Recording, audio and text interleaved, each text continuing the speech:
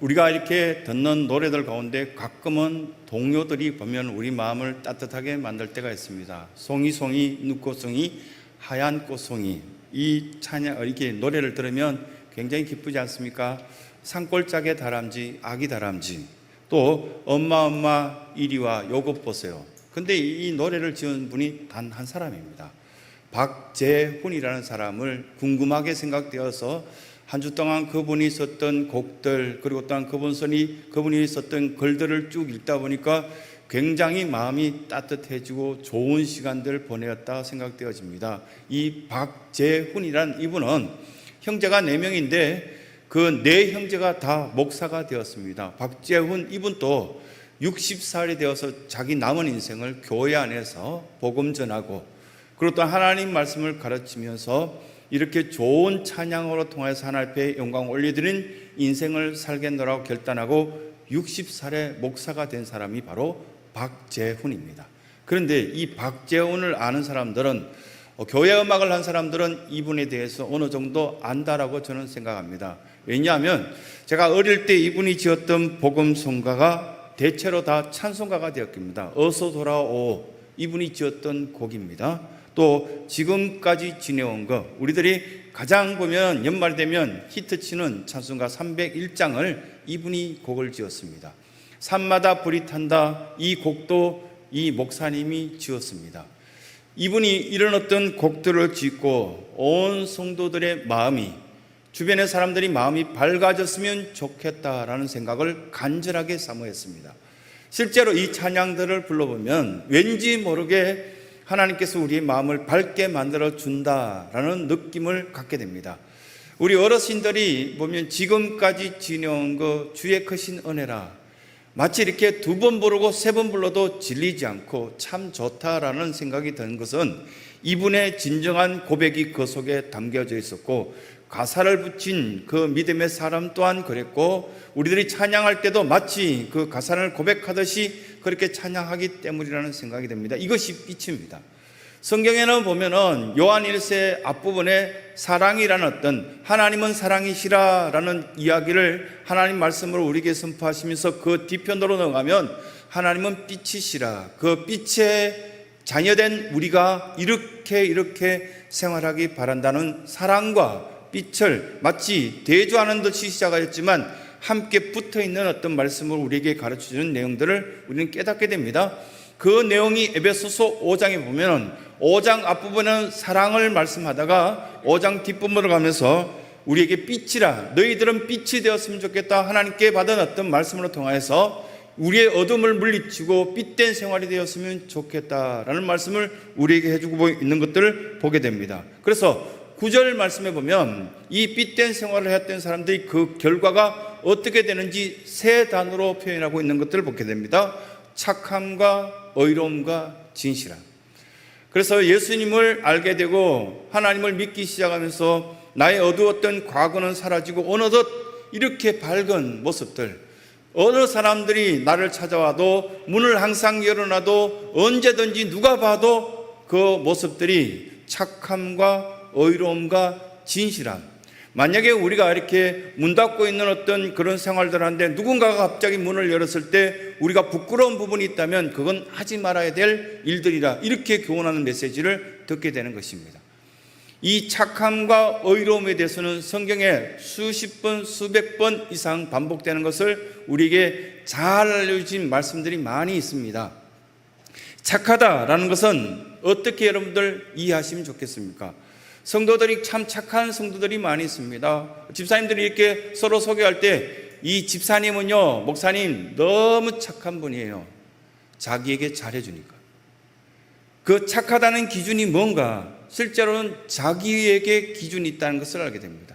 그런데 성경에서 말하는 착함이란 아가도시네라는 이 단어를 쓸 때는 그 사람이 온유한데요, 그 사람은 정말 진실합니다. 그 사람은 관대합니다. 인색하지 않습니다. 그래서 표현하기를 아가도시네라는 헬라어를 써서 그 사람은 착하다라는 표현을 하고 있는 것들을 보게 됩니다. 예수님을 만났더니 그 사람 착해졌는데요, 인색하지 않고요, 써야 될 때 씁니다. 시간을 보낼 때도 하나님 앞에 우선순위로 씁니다. 우선순위가 뭔지 잘 아는 분이 바로 그 사람입니다. 그 사람이 아가도 시인에 착하다라고 그렇게 표현하고 있는 것들을 보게 됩니다. 그러면 우리는 예수 그리스도를 믿고 난 뒤에 로마서에서 자주 표현하고 있는 의롭다라는 표현을 우리는 알게 되는데, 그 의롭다는 표현 디카이오시네, 이 단어를 쓸 때는 언젠가, 그런데 이 말씀 구절을 이렇게 들여다보면 무엇을 느끼게 됐냐면, 행할 때, 그 착한 것을 행할 때 바로 의롭다라고 칭해 주는구나 라는 것을 알게 됩니다. 내면적으로 우리는 착하다는 것, 관용함과 그리고 온유한 어떤 모습들이, 이것들을 내면적인 것으로 표현하기 쉽겠구나라는 것들을 인식하게 되고요, 외면적으로 이것을 표현되어서 우리의 이 착함을 바르게 의롭게 디카이오시네라는 어떤 단어로 활용되고 사용되어질 때 공정하고 공평하고 수많은 사람들이 봤을 때도 다 공감이 되는 어떤 행동들을 할 때 그것을 의롭다라고 그렇게 표현하는 것을 알게 됩니다.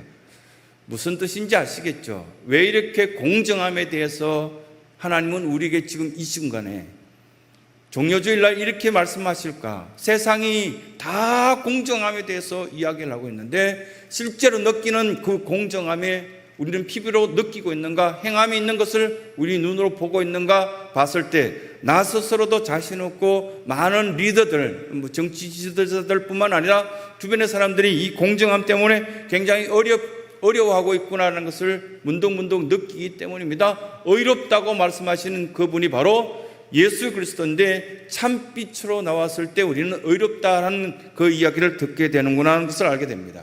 그래서 우리에게 몇 가지 교훈을 주십니다. 그 첫 번째가 전에는 어둠이었다라는 것을 분명하게 지적하십니다. 그래서 8절 말씀을 시작할 때 너희가 전에는 어둠이었다. 여러분 많이 밝아지셨습니까? 밝아지기 위해서 화장품을 쓰고 피부 톤을 밝게 만드는 그런 노력들 하지만 정작 우리 속에 있는 이렇게 내면적인 아가도 시인의 착함, 그 내면적인 밝아짐이 우리들 속에 있는가 물었을 때 모든 착함과 의로움과 진실함 속이 우리의 속에 담겨져 있습니다. 이런 고백들을 드릴 수 있어야 되는데 이 종료주일날 참 어렵습니다. 어제까지는 호산나 했는데 오늘 내 마음에 나에게 이익이 없을 때 소리 지르면서 십자가에 못 박아서소라고 그렇게 된다면 그건 아니지 않냐라는 말씀을 우리에게 하시는 것입니다. 이 말씀을 볼 때 우리는 저 어둠 속에 이렇게 있었던 다이아몬드가 발견되어서 다듬고 고쳐져서 수많은 사람들 앞에 내보였을 때 그 빛남과 그렇다는 가치 있는 것, 착한 것, 의로움이 드러난 그 모습과 비슷하지 않겠느냐라는 생각을 갖게 됩니다. 이 다이아몬드에 어떤 4가지 요소가 있답니다. 그 다이아몬드의 가치를 판별하는 4C, A, B, C 할 때 C, 4가지 C가 있는데 그 첫 번째 여러분 잘 알고 있는 캐럿, 크기입니다. 다이아몬드가 어느 정도 크냐?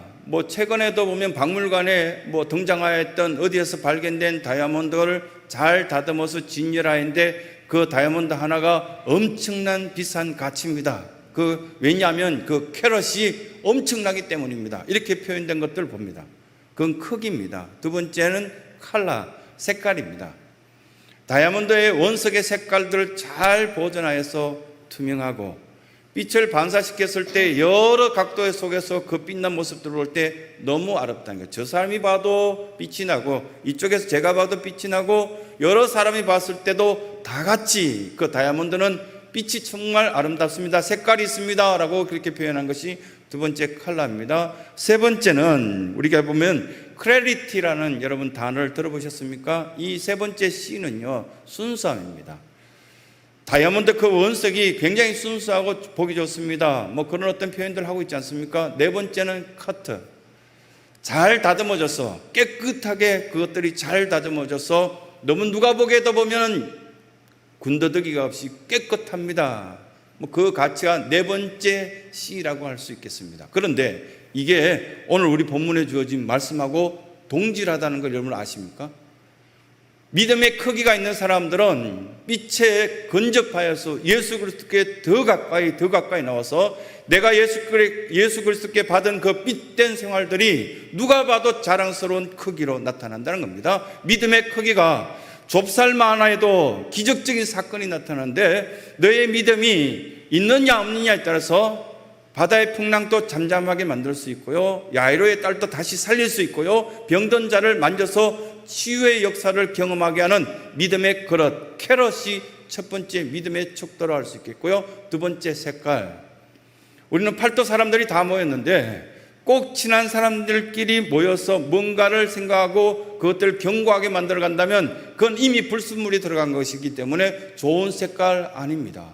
하나님 말씀이 들어가야 되고 말씀대로 그 색깔이 나야 되고 예수 그리스도께 받은 빛을 그대로 반사할 수 있는 그런 어떤 색깔들이 두 번째 있어야 되겠고요, 클래리티라는 순수성 세 번째가 필요합니다. 예수 그리스도를 믿는 10년 전에 믿었던 그 예수 그리스도에 대한 기대감과 또한 우리가 이렇게 예배를 드릴 때 가슴 뛰고 뭔가 하나님 말씀을 들었을 때 깨달은 바를 그대로 행하고자 하는 그 열망에 있는 그 클래리티, 이 세 번째 C 매우 중요한 겁니다. 그런데 저나 여러분들이나 속일 수 없는 것이 10년 이상 예수 믿었다면 어느 정도 바리새인이 다 되었습니다. 외형적으로는 뭔가 이렇게 아는 척하고 그렇게 하지만 실제 여기서 행함이 없는 어떤 모습들 때문에 그 순수함을 잃어버린 그런 어떤 모습이 많을 것이다 라는 이야기를 말씀 가운데 가르쳐주고 있는 것입니다. 믿음의 투명함, 클래리티가 분명히 필요하다라고 이야기합니다. 커터, 그래서 네 번째, 자를 걸 잘라야 됩니다. 불순물을 잘라내야 되고, 그 또한 관계성에도 보면 이 관계를 계속 가지면 나는 굉장히 보면은 거룩성을 유지하기 어렵겠다 싶으면 그 잘라낸 것, 이 신앙의 어떤 잘라내는 어떤 모습들이 여러 가지가 있겠습니다. 시간의 잘라냄, 우선순위로 하나님 앞에 예배하고 기도하러 나올 그 시간을 잘라내어서 하나님 앞에 우선순위로 드리는 것 매우 중요하지 않습니까? 돈을 잘라내어서 생기는 순간 가장 먼저 하나님 것을 드리려고 딱 잘라서 하나님 앞에 드리는 이 커트, 매우 중요한 어떤 모습이지 않습니까?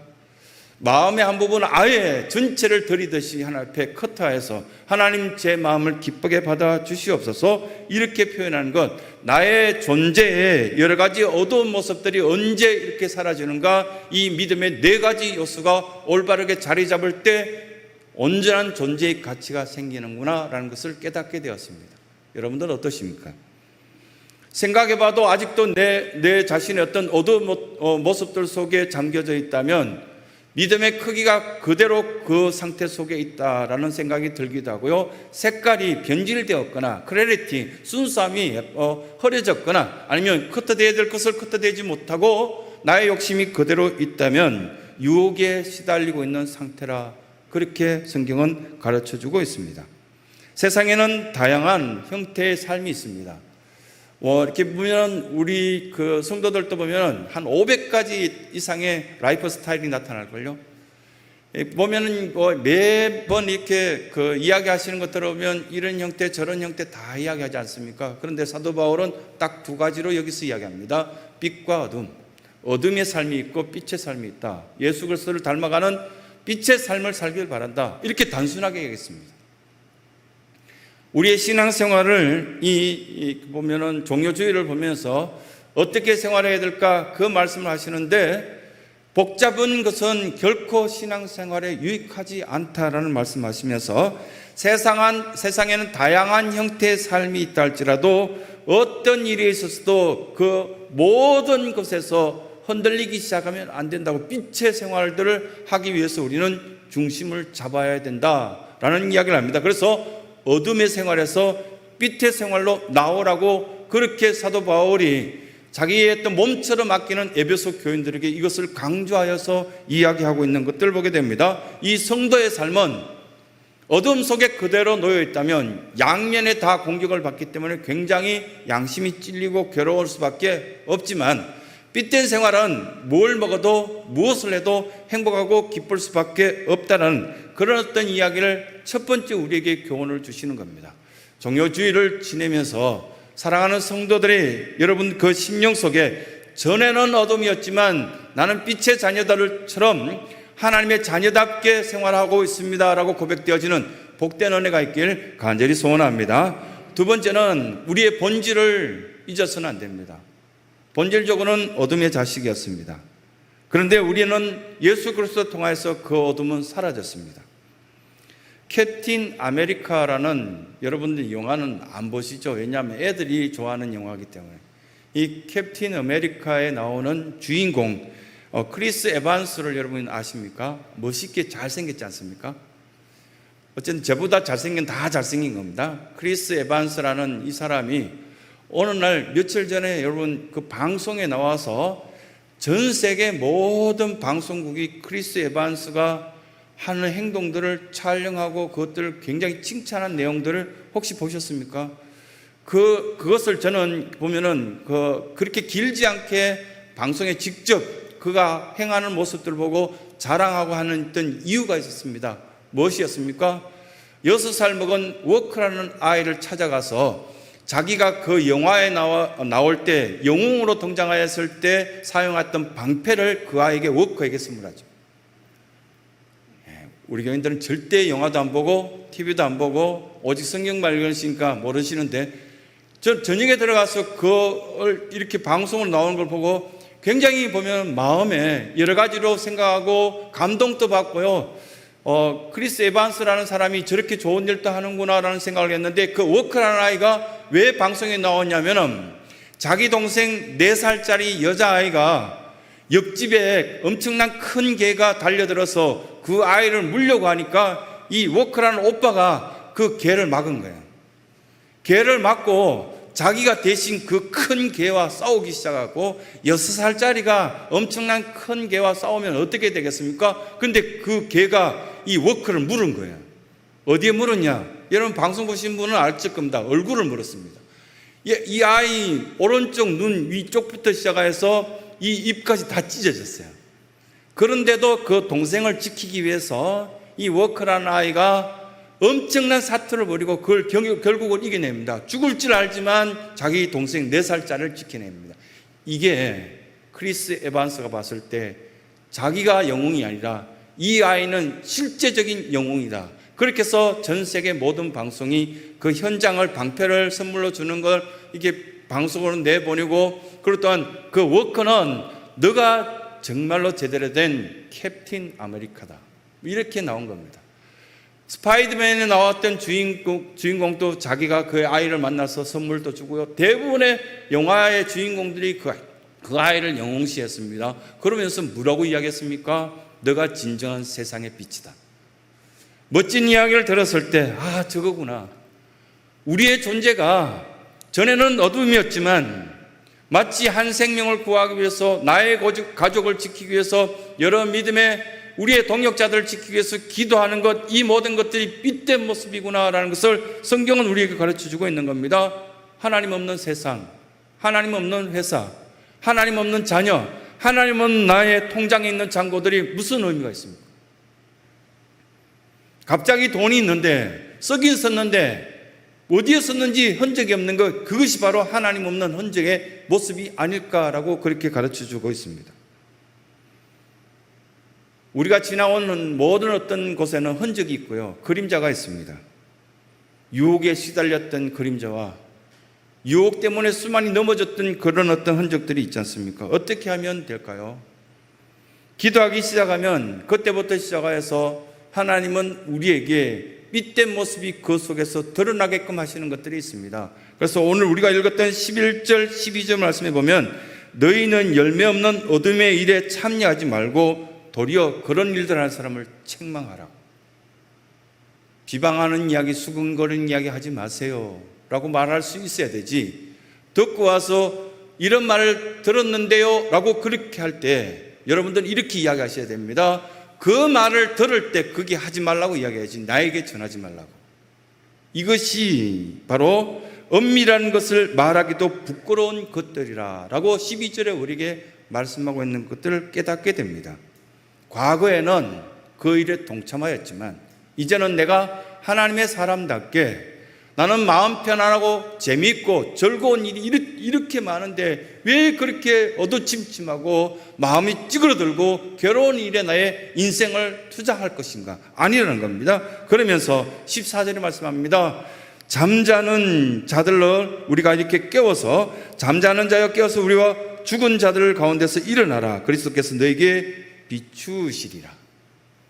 하나님 여러분들에게 말씀으로 비춰주시고 하나님께서 살아계신 그 향기 나는 어떤 빛을 비춰주실 때 우리는 아멘으로 화답하시면서 이제 하나님의 자녀다운 빛의 고백들이 나에게 있길 소원합니다고 고백하며 나갈 수 있는 복된 은혜가 있길 간절히 소원합니다. 그렇게 된다면 우리 주변에 있는 잠자는 자들을 함께 깨울 수 있을 겁니다. 잠잔다라는 표현들을 요한복음 11장 나사로를 볼 때 죽어있는 자들을 잠잔다라고 표현하고 있지 않습니까? 살아있다고 말하지만 아무 능력도 어떤 방어도 어떤 것도 할 수 없는 상태를 잠잔다라고 표현하고 있습니다. 예수님을 따르던 수만 명이 되는 그 사람들에게는 잠자는 영혼들이 있었습니다. 많은 영혼들이 깨어있지 못하여서 그런 어떤 유혹과 어둠 속에 지내는 그들의 마음속에 결국은 가룟 유다와 같이 은삼십의 선생님을 팔아버리는 어처구니 없는 일들이 벌어졌습니다. 그래서 우리에게 이런 말씀을 주시고 계십니다. 우리가 빛을 선포하자. 예수 그리스도는 나의 참된 빛이라고. 내 속에 어둠이 있었는데 예수님을 믿기 시작하고 십자가를 바라보고 부활의 산 소망을 갖기 시작하는 그 순간 나의 어두웠던 모든 것들이 사라졌다고 고백할 수 있는 은혜가 있다라고 우리에게 말씀하시는 겁니다. 작년 여름에 갑자기 뭐 이렇게 교역자들하고 탁구 같은 경우를 한 게임 쳤는지 몸에 땀 냄새도 나고 막 그러고 있는데 가까이 계신 분이 아주 귀한 분을 만나러 가는데 빨리 같이 가자고. 그래 어떻게 할 수 없어서 넥타이만 메고 따라갔습니다. 따라갔더니 한 10분 이렇게 계셔서 그 모임에서 이렇게 이야기도 나누고 그렇게 하는데 몸에서 스물스물 냄새나는 어떤 땀 냄새와 역겨운 냄새가 제 스스로도 이렇게 앉아있으니까 나니까요. 그게 10명 정도밖에 되지 않는데도 제일 뒤쪽에 앉아서 이 시간이 한 시간이 빨리 지났으면 좋겠다라는 생각을 끊임없이 했습니다. 빨리 가서 그냥 씻고 깨끗하게 당당했으면 좋겠다. 이게 어둠이라고. 그걸 벗어버리지 않고 예수 그리스도를 만나서 삐된 어떤 생활로 당당한 어떤 생활로 나오기 전에는 너무나 초라하고 보잘것없는 우리의 인생, 질 나쁜 인생으로 살게 될 것이라고 성경은 가르쳐주고 있는 것입니다. 그래서 이 말씀 가운데 보면 시험하여 보라, 도키마조라는 어떤 단어를 쓰는데요. 금속을 시험하듯이 나의 믿음을 시험하여 봐서 이제 부활의 산 소망을 갖고 있는 우리 사랑하는 신성의 성도라면 부끄러운 어떤 그 속에 나의 시간과 물질을 사용할 것이 아니라 담대하게 하나님의 빛된 그 생활로 나오라고 가르쳐 주시는 것입니다. 그 이야기를 한 우리 교회에 돌을 잘 모으시는 분이 우리 교회에 몇 분 계세요. 돌을 자기 아내보다 사랑하시는 분이 계시더라고요. 그래 이렇게 막 닦으시더니 목사님 이게 코끼리처럼 생기지 않았습니까? 전 돌처럼 보이는데요. 그랬더니 이게 보면은 잘 보세요. 코끼리처럼 보이죠. 정말 보면 그 돌 속에 돌 가운데 폭포가 이렇게 흐르는 것처럼 그런 무늬가 되어 있는 돌도 있더라고요. 멋진 돌도 있었습니다. 굉장히 비싸겠네요. 그러니까 이 집 다 팔아도 안 될 거예요. 근데 제가 볼 때는 10,000원도 안 줄 것 같은데 막 그런 분이 계셨어요. 돌을 굉장히 아끼시는 분이 계셨어요. 그러니까 그 아내 된 집사님은 뭐라고 이야기하시냐면 저는 왼수 같은 돌들 언젠가 내가 몰래 다 치워버릴 거다. 그러면서도 또 이렇게 아껴주시고 그런 분이 계셨어요. 그런데 뭐라고 저한테 이야기했냐면 멋진 이야기를 안 했어요. 돌 속에 물이 들어가면 돌이 깨어집니다. 그 이야기를 하는 순간 뭔가 깨달아지는 부분이 하나 있었습니다. 돌 속에는 물이 침투하지 못합니다. 깎이긴 하지만 돌 속에 물이 들어가면 돌이 되지 못한다. 그분 말로는 살아있는 돌이 아니라 죽은 돌이 된다고. 깨어서 박살나버린다고. 바다 물고기 속에 바다에 있던 염분이 들어가지 못하는 것은 살아있기 때문에 그 바닷물이 몸속으로 들어오지 못하도록 살아있는 것으로 막고 있기 때문에 그렇다고.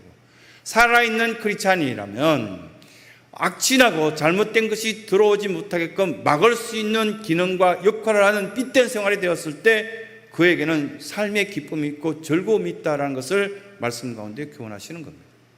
그렇다면 이사야서 9장 2절 말씀처럼 흑암에 행하던 백성이 큰 빛을 보고 사망의 그늘질 땅에서 거주하던 자에게 빛이 비추도다. 이사야서 60장 1절의 말씀처럼 일어나라, 빛을 발하라, 이는 내 빛이 이르렀고 영광이 내 위에 임하였느니라. 하나님의 영광이 여러분들에게 임한 것처럼 내가 빛을 선포하고 사망의 어두운 어떤 그늘 속에 거할 것이 아니라 주님과 함께 동행함으로 이 종료주일 또한 고난주일조차도 마음속에 행복하고 즐거움이 가득 찬 그 신앙생활을 통해서 하나님 앞에 영광 올려드릴 수 있는 믿음의 자녀들이 다 되시길 간절히 소원합니다.